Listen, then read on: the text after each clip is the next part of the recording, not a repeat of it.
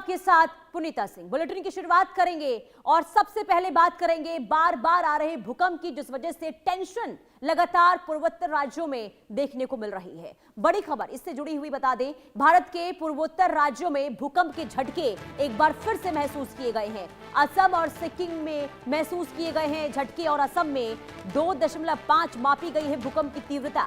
सिक्किम में 3.4 तीव्रता का भूकंप आया है। घबरा कर लोग घरों से बाहर निकल गए हैं।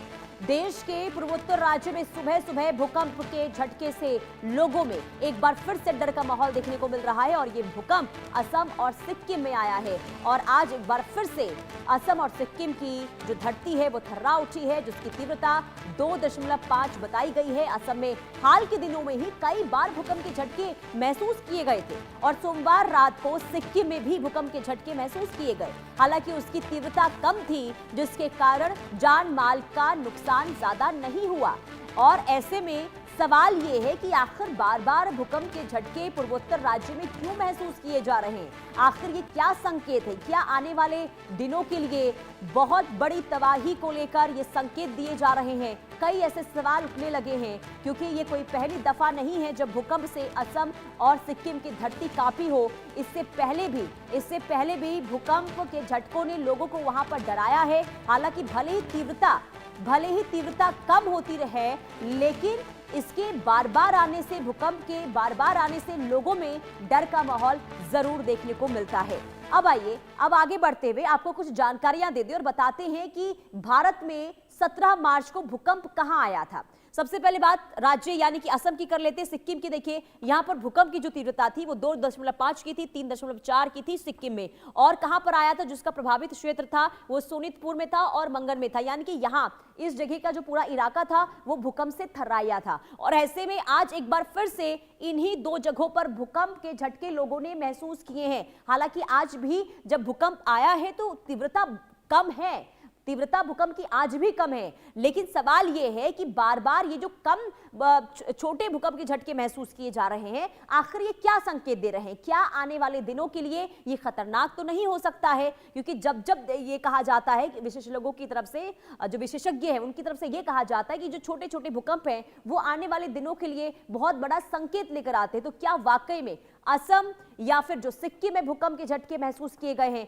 आखिर इसके पीछे की वजह क्या है? अब एक बार फिर से 17 मार्च की बात करते हैं तो कहां भूकंप आया था। देखिए, इंडोनेशिया की बात करते तो यहां पर 4.8 का तीव्रता, इसकी जो तीव्रता थी वो 4.8 की थी और रूस की जो थी वो 4.3 की तीव्रता थी। बाबर द्वीप समूह में भूकंप आया था, कामचटक में ये भूकंप आया था। और इसके अलावा यानी कि 17 मार्च की हम बात आपको बता रहे हैं, और तब ये कहा गया था कहीं इसके पीछे कुछ और तो नहीं चल रहा है, कहीं किसी भी तरीके से कोई मिसाइल का परीक्षण तो नहीं हुआ। हालांकि इसे लेकर फिलहाल कोई औपचारिक बयान तो सामने नहीं आया है। लेकिन अगर इंडोनेशिया की बात करते हैं, रूस की अगर बात करते हैं, तो यहां पर देखिए 4.8 और 4.3 तीव्रता का भूकंप रूस में आया था। 17 मार्च को यह भूकंप आया था और वहां पर तबाही जो ज्यादा नहीं हुई थी, क्योंकि तीव्रता देखिए इसकी काफी कम है। 5 से ज्यादा अगर तीव्रता होती है भूकंप की तो वो नुकसानदायक जरूर होती है। हालांकि 4.8 की बात करें, 4.3 की बात करते हैं या फिर 2 या फिर 3 तीव्रता की बात करते हैं, इससे धरती जरूर हिलती है, लेकिन कहीं ना कहीं लोगों में पैनिक का माहौल जरूर देखने को मिलता है। लोग डर जाते हैं, क्योंकि इससे पहले भी भारत ने या फिर अलग अलग देशों में हमने देखा है कि जब जब भूकंप आया है, अगर 5 से ज्यादा का भूकंप होता है तो किस तरीके से तबाही जो है ये भूकंप लेकर आता है। और ऐसे में 17 मार्च के बाद अब फिर से जब ये भूकंप लोगों ने महसूस किए हैं तो लोगों में कहीं ना कहीं डर का माहौल इस वक्त देखने को मिल रहा है। अब बात कर लेते हैं 16 मार्च की, यानी कि 16 मार्च को भी भूकंप आया था। कहां आया था? असम में ही आया था, मेघालय में आया था, मणिपुर में भूकंप आया था और 2.9 की इसकी तीव्रता थी। मेघालय में 3.4 की तीव्रता थी, मणिपुर में 3.5 की तीव्रता थी। और जो प्रभावित ये क्षेत्र था, असम की बात करते हैं तो उदलगुरी में, और इसके अलावा मेघालय में जो प्रभावित क्षेत्र था वो पश्चिम खासी हिल्स में था। इसके अलावा मणिपुर की बात करते हैं तो चंदेल वो जगह जहां पर ये भूकंप के झटके लोगों ने महसूस किए थे। हालांकि यहां पर भी आप देखिए जो तीव्रता है काफी कम रही है, लेकिन धरती जिस तरीके से कांपती है वो लोगों के जहन में डर जरूर पैदा करती है। और यही वजह रही कि जब एक बार फिर से भूकंप आया है असम और सिक्किम में, तो लोगों के अंदर डर का माहौल जरूर देखने को मिल रहा है। लोग खौफजदा है कि कहीं ये आने वाले दिनों के लिए कोई बड़ा संकेत तो नहीं दे रहे हैं। तो 16 और 17 मार्च की हमने आपको बात बताई, जहां पर कैसे ये 2 बार जो भूकंप आए हैं और इसके वजह से क्या स्थिति इस वक्त देखने को मिल रही है। तो ये बड़ी खबर आपको बता रहे हैं। दुनिया में देखिए 16 मार्च को भूकंप कहां कहां आया, ये हमने आपको जानकारी दी, जिसमें असम, मेघालय, मणिपुर, यहां पर भूकंप आया था 16 मार्च को। तीव्रता 2.9 की रही थी, मेघालय में 3.4 की थी, मणिपुर में 3.5 की तीव्रता थी। लेकिन बार बार ये जो धरती कांप रही है, आखिर क्यों ये बार बार भूकंप आ रहा है, सवाल कई हैं। और खास करके इसकी चपेट में कौन आ रहा है, पूर्वोत्तर राज्य। पूर्वोत्तर राज्यों में भूकंप के झटके बार बार महसूस किए जा रहे हैं। ऐसे में लोगों में टेंशन का माहौल देखने को मिल रहा है, लोगों की मुश्किलें बढ़ती हुई नजर आ रही है। और भूकंप के लिहाज से जो ये राज्य हैं जिसके बारे में हम आपको जानकारी दे रहे हैं, ये काफी संवेदनशील माने जाते हैं। और ऐसे में यहां पर भूकंप अगर आता है तो भारी तबाही लेकर आता है। लेकिन देखिए यहां पर गनीमत ये रही कि भूकंप के जो झटके थे वो काफी कम तीव्रता के थे और ऐसे में नुकसान यहां पर ज्यादा नहीं हुआ, नुकसान यहां पर नहीं हुआ है। लेकिन भूकंप आने का मुख्य कारण क्या होता है, आपको भूकंप के 5 मुख्य कारण बताते हैं। सबसे पहले देखिए, अगर हम बात करते हैं, देखिए अब जो स्थिति बनती है उसके पीछे की वजह क्या है, प्लेट टेक्टोनिक टकराव की वजह से ये जो भूकंप आता है और ये प्लेट्स धीरे धीरे हिलती है, टकराती रहती है और इसके बाद इसका जो कंपन है वो जमीन के ऊपर भी महसूस किया जाता है। पृथ्वी की प्लेटें जब टकराती हैं तो जमीन में तनाव पैदा होता है और इसके साथ ही प्लेटें आपस में रगड़ती हैं या फिर फिसलती हैं, जिससे ऊर्जा अचानक से निकलती है और इसके साथ ही प्लेटें अलग अलग तरीके से अलग अलग दिशा में बढ़ती रहती हैं। और ऐसे में आपने देखा होगा कि एक साथ कई बार कई जगहों पर भी भूकंप महसूस किए जाते हैं। मूवमेंट से धरती में तनाव पैदा होता है। उस तनाव का असर कहां देखने को मिलता है, ये जमीन के सतह के ऊपर देखने को मिलता है, यानी कि इससे जो लोग हैं प्रभावित होते हैं। इसके अलावा देखिए सबडक्शन जोन की बात करते हैं तो जब एक टेक्टोनिक प्लेट टकराते हैं, एक प्लेट दूसरे के नीचे जाने पर भारी दबाव बनता है, इस वजह से भूकंप आता है। और जो जोन है, खास करके ये जोन अक्सर महासागर के तलहटी और महाद्वीप सीमा पर बनते रहते हैं, ये स्थिति जब देखने को मिलती है। इसके अलावा बात अब करते हैं चट्टानों की। देखिए चट्टानों का टूटना भी ये भूकंप का संकेत रहता है। चट्टानों के टूटते ही संचित ऊर्जा अचानक से बाहर निकलने लगती है, यानी कि जमीन के नीचे अगर चट्टानें आपस में टकराती हैं, टूटने लगती हैं, तो इसका असर भी जमीन के ऊपर देखने को मिलता है। यही वजह है कि जमीन हिलने और कांपने लगती है।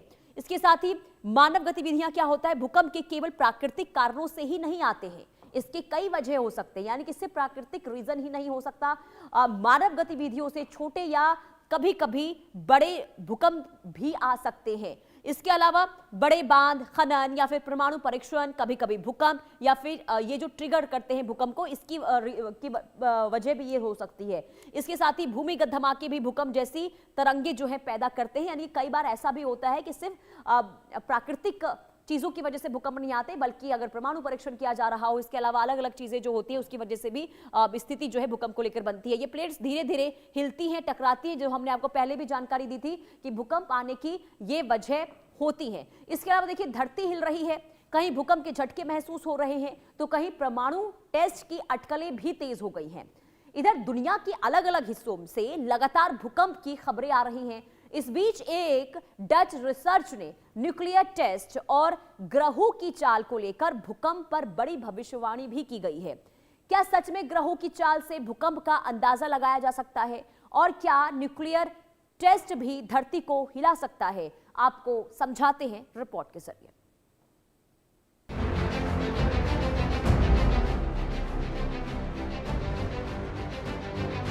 धरती हिल रही है, कहीं भूकंप के झटके तो कहीं न्यूक्लियर बम टेस्ट की अटकलें।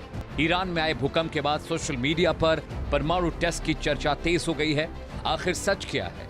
क्या ग्रहों की चाल से भूकंप का अंदाजा लगाया जा सकता है और क्या न्यूक्लियर टेस्ट भी धरती को हिला सकते हैं? भूकंप की भविष्यवाणी को लेकर एक बार फिर चर्चा में है डच रिसर्चर फ्रैंक हुगेबिट्स। हुगेबिट्स ने दावा किया है कि ग्रहों की खास स्थिति और चांद की गतिविधियों के चलते पृथ्वी पर बड़ी भूकंपीय हलचल हो सकती है। ये दावा उनकी संस्था SS जियोस की स्टडी पर आधारित बताई जा रही है।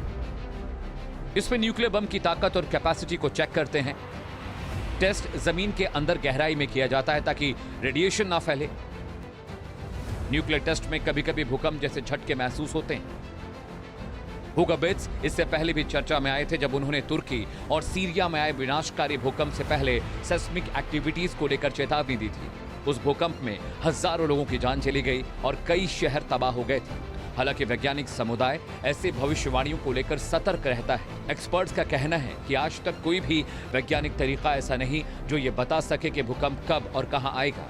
वैज्ञानिक आमतौर पर पुराने डेटा, जियोलॉजिकल स्टडीज और हैजर्ड मैपिंग के जरिए ये अंदाजा लगाते हैं कि किस इलाके में भूकंप का खतरा ज्यादा है, लेकिन सटीक वक्त बताना अभी भी विज्ञान के लिए एक बड़ी चुनौती है। ईरान 3 मार्च 2026 को 4.3 तीव्रता का भूकंप आया। ईरान बंदर अब्बास इलाका 7 मार्च 2026 4.1 तीव्रता का भूकंप आया। अमेरिका लुजियाना 5 मार्च 2026 4.9 तीव्रता का भूकंप। इधर भूकंप के भविष्यवाणी की चर्चा चल रही थी कि ईरान में आए एक भूकंप ने नई बहस छेड़ दी है। कुछ लोगों ने दावा किया है कि यह भूकंप नहीं बल्कि किसी परमाणु परीक्षण का असर हो सकता है। तो क्या सच में न्यूक्लियर टेस्ट से भी धरती हिल सकती है? कुछ दिन पहले ईरान के गिराश इलाके में 4.3 तीव्रता का भूकंप दर्ज किया गया। इसकी गहराई लगभग 10 किलोमीटर बताई गई। भूकंप के बाद सोशल मीडिया पर यह चर्चा शुरू हो गई कि कहीं ये न्यूक्लियर टेस्ट का असर तो नहीं, क्योंकि ईरान के पास काफी मात्रा में यूरेनियम होने की बात पहले भी सामने आती रही है। लेकिन एक्सपर्ट्स ने साफ किया कि एक नेचुरल फिनोमेना था। दरअसल जिस इलाके में यह भूकंप आया वो Zagros fold and thrust belt है। ये इलाका भूकंप की गतिविधियों के लिए जाना जाता है और यहाँ अक्सर भूकंप आते रहते हैं। लेकिन सवाल अभी भी वही है, अगर ये प्राकृतिक भूकंप था तो परमाणु परीक्षण के दौरान धरती क्यों हिलती है? असल में जब जमीन के नीचे न्यूक्लियर टेस्ट किया जाता है तो बहुत ज्यादा एनर्जी अचानक बाहर निकलती है। इससे जमीन के अंदर शॉक वेव्स पैदा होती हैं जो भूकंप जैसे कंपन महसूस कराती हैं। न्यूक्लियर टेस्ट आमतौर पर जमीन के काफी नीचे किया जाता है ताकि रेडियो एक्टिव पदार्थ बाहर न निकले, लेकिन उस विस्फोट की ऊर्जा धरती को हिलाने के लिए काफी होती है। एक्सपर्ट्स कहते हैं कि अगर परमाणु परीक्षण की ताकत ज्यादा हो तो इसका असर रिक्टर स्केल पर 5 से 6 तीव्रता तक महसूस किया जा सकता है। हालांकि ये भी बम की ताकत और न्यूक्लियर टेस्ट की गहराई पर डिपेंड करता है। कई मामलों में इन झटकों का असर 10 से 15 किलोमीटर तक महसूस हो सकता है। आइए अब ग्राफिक्स से समझते हैं कि कैसे पता चलता है न्यूक्लियर टेस्ट है या भूकंप। वेव्स का फर्क। भूकंप में कई वेव्स होते हैं, न्यूक्लियर टेस्ट में तेज एक तरंग होती है। गहराई अलग होती है, भूकंप गहराई में, टेस्ट कम गहराई में। झटके का पैटर्न, भूकंप धीरे धीरे, टेस्ट में अचानक धरती हिलती है। आफ्टर शॉक्स, भूकंप के बाद छोटे झटके आते हैं, टेस्ट में ऐसा नहीं होता। सेस्मोग्राफिक टेस्ट, मशीन से वेव्स का रिकॉर्ड देखा जाता है। सैटेलाइट टेस्ट, रेडिएशन और गैस से पता चलता है। पिछले कुछ वक्त में दुनिया के कई हिस्सों में भूकंप के झटके महसूस किए गए।